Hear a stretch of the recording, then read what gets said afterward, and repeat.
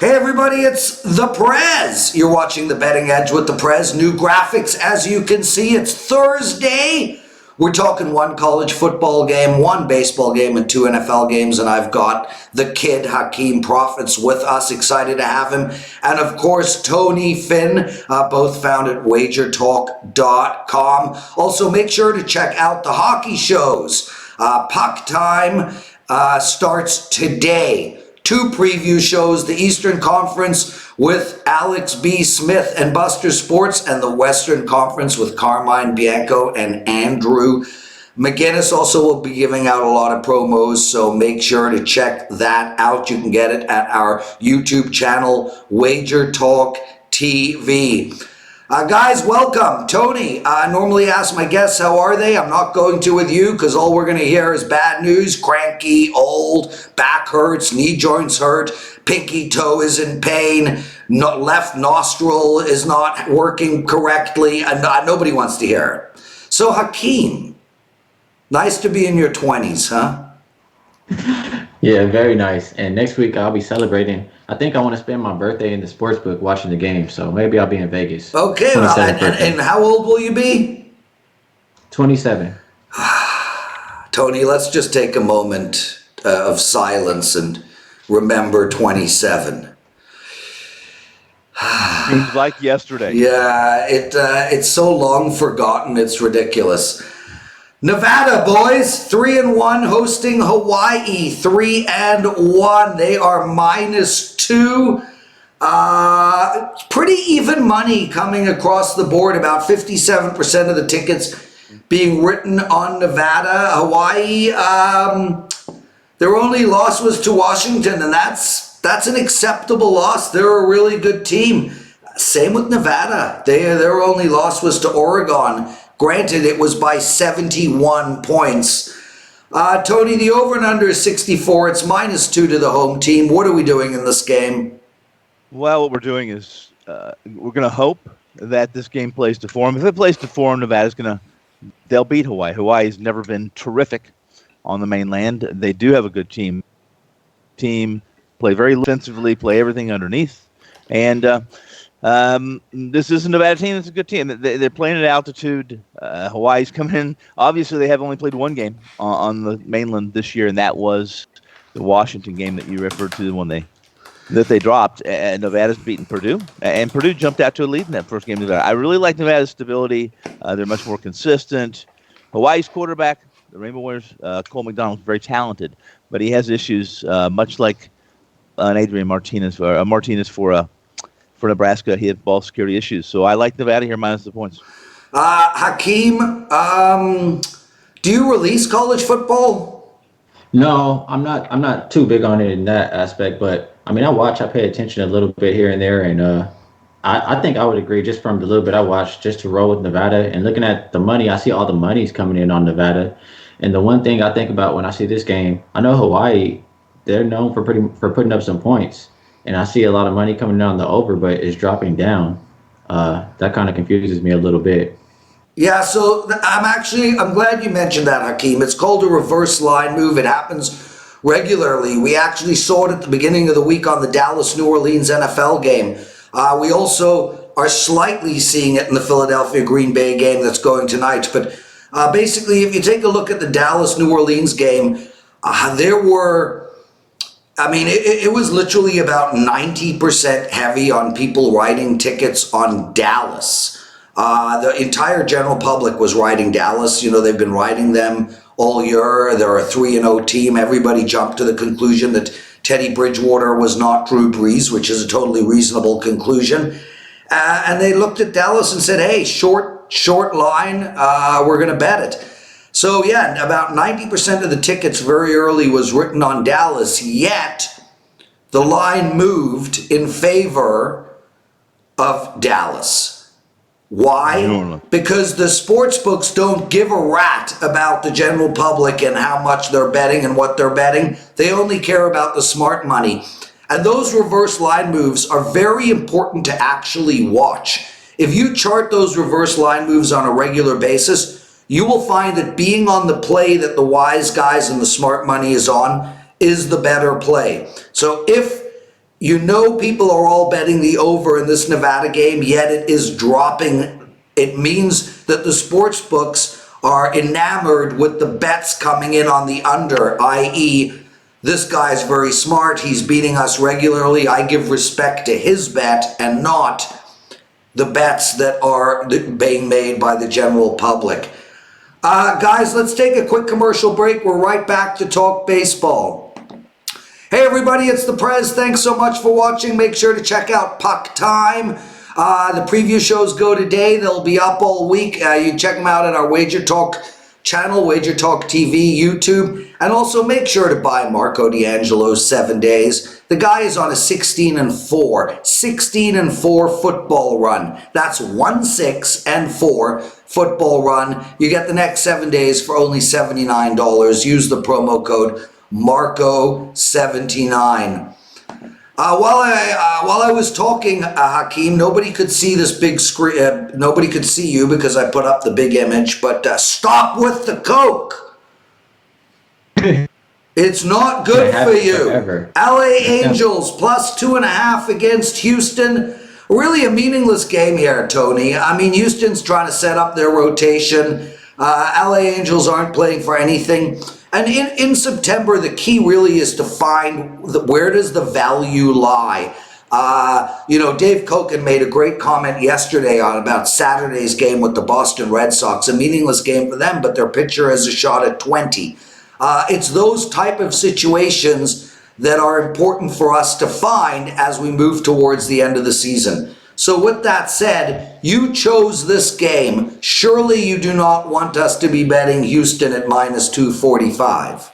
Not necessarily. I do not. Why I picked this game was because it means something to Wade Miley, who has been terrific this year. He's had a career year, save the last month of the season, September, when he's been, the best word would use be horrendous. But there's some regression. There was some aggression to them. I mean, very much expected. He's led a bunch of runs and a very few number of innings. Hadn't lasted more than 3 outs in his last trio of starts. That said, the Angels have been worse. They've lost Mike Trout. That without him in the middle of the lineup, they are not close to being a team that's capable of even competing with the second lineup of Houston. What I like here is I like Wade Miley to bounce back against this lineup. I like Wade Miley minus the 1.5, not the minus 220, minus the 1.5 and do this at a fair price. I really like Miley. I think he's had a terrific year, and I think this is a perfect lineup to kind of rebuild his confidence. Kid and play, Hakeem Profits. I love your hair, dude. Freaking awesome. Kid and play. Yeah, I got it going on, I guess, right now. I got it going on, baby. What do you like in this game? I hear everything you're saying. Wade Miley has a 14-6 record. Great on the year, but just like you said, not so great lately. Last 4, 7.1 innings pitched, 18 earned runs. Like he said, horrendous.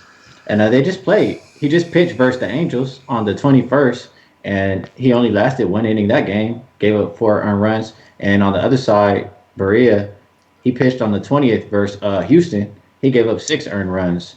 No way I could back the Astros at that price. I would have to look at the total.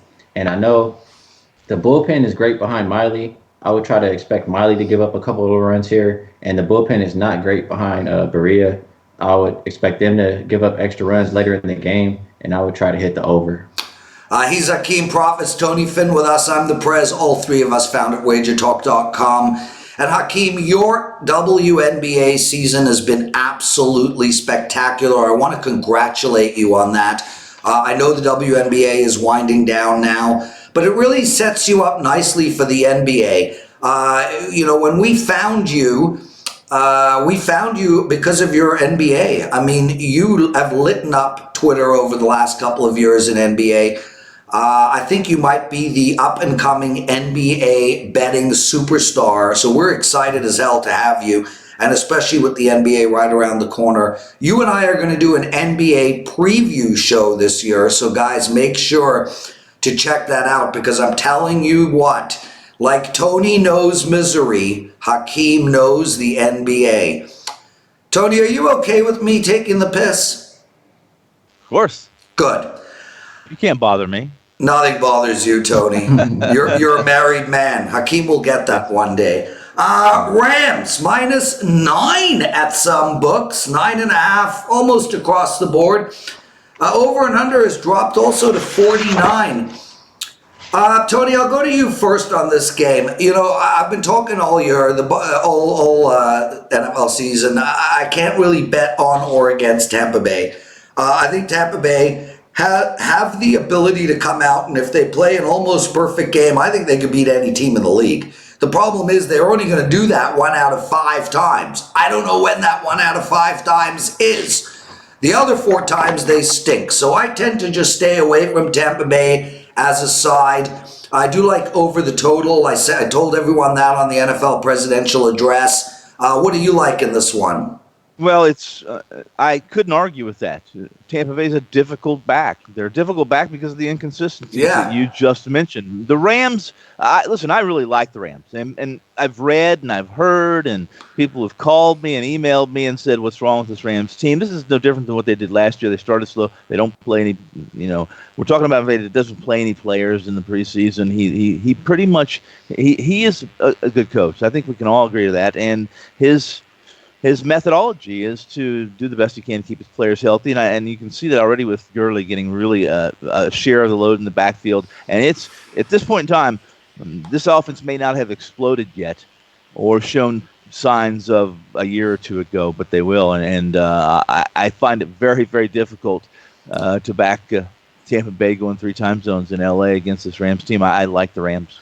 Yeah, Tony, I think they explode this week. Tampa Bay's got a good rush defense, but they're very susceptible in their back. Their secondary is not great. I really think we're going to see the Rams put up in the mid-30s. Hakeem, what do you like in this one? If we don't see them put up the points here in this one, it's hard to see when they're going to come. Great point. They do play better at home, I will say. So it definitely sets up for that here. The first thing I looked at when I saw this game, I mean, it kind of screamed over me just because how we've seen these teams the last year. But, I mean, this went under 7 of the last 9 for Tampa Bay, under 4 of the last 5 for the Rams.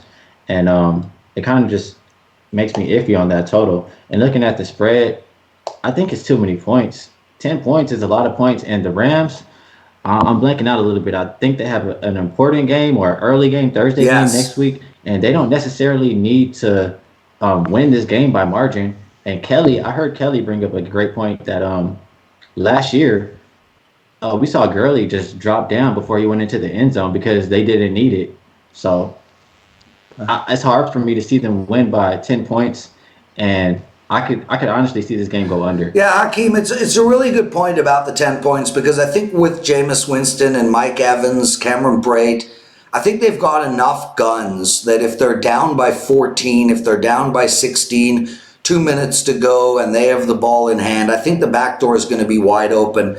So I know Tony likes the Rams and you like Tampa Bay. I lean on Tampa Bay here too, but unlike you, my friend, I'm going to go right on to the over.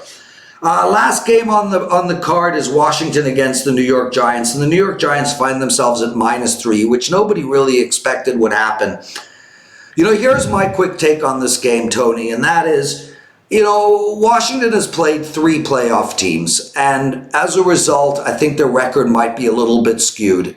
They played the top 3 defense in all of football, maybe the top 1 defense on Monday night. And the New York Giants really, haven't played 3 incredible teams. With that said, here is why I like the New York Giants. I know Saquon Barkley is out. I get it. I think that is a absolute massive loss. I think it'll be more of a massive loss in the next few weeks rather than week 1 when the teams rally around the incoming Wayne Gellman, as we hear.